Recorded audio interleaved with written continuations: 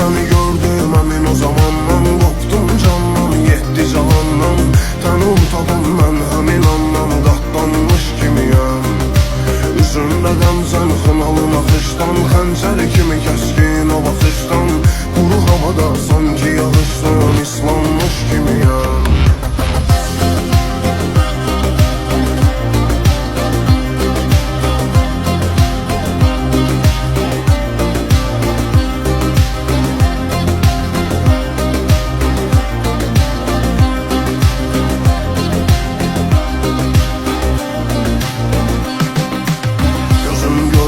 Eşqinə düşsəm, dünya dolanıb üstümə gəlsə. Sənə dönürəm sevgili yarım, baxıram güzgüyə, güzgü də sənsən. Səni görəndə nur olur